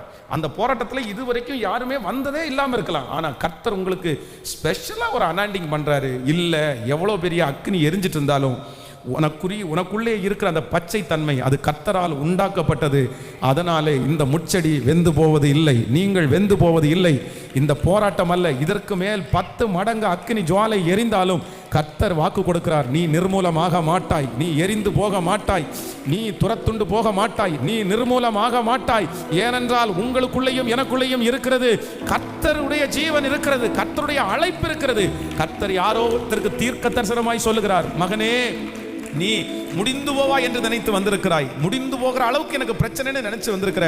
ஆனா கர்த்தர் வாக்கு கொடுக்கிறார், இல்ல, இந்த முட்செடியை எரிக்கிறதற்கு அக்கினிக்கு பலன் இல்லை. உனக்கு முன்பாக இருக்கிற பிரச்சனைக்கு இந்த முட்செடியை எரிப்பதற்குரிய பலன் இல்லை. காரணம், உங்களுக்குள்ளே இருக்கிறவர் கர்த்தர். கர்த்தர். ஹல்லேலூயா. எவ்வளவு பெரிய சவால்கள் வந்தாலும், எவ்வளவு பெரிய பிரச்சனை வந்தாலும் என்னை அது ஒன்றும் சேதப்படுத்த மாட்டாது. சொல்லுங்க பார்க்கலாம், எல்லாரும் சொல்லுங்க, என்னை அது நிர்மூலமாக்க முடியாது. சொல்லுங்க, என்னை நிர்மூலமாக்க முடியாது, என்னை அழிக்க முடியாது.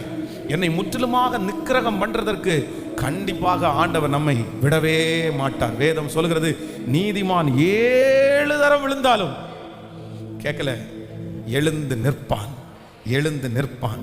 நீதிமான் 7 தரம் விழுந்தாலும் அவன் எழுந்து நிற்பான். என்ன ஒரு ஆச்சரியம், என்ன ஒரு ஆச்சரியம். சாத்ராக், மேஷாக், ஆபேத் நேகோ அக்கினி சூளைக்குள்ள போடும்போது கொண்டு போய் போட போனவங்க அக்னிக்குள்ள எரிஞ்சு சாம்பலானாங்க. ஆனா போடப்பட்ட அவர்கள் வேதம் சொல்கிறது, அவருடைய முடி கூட என்ன பண்ணலையாமா, கேட்கல.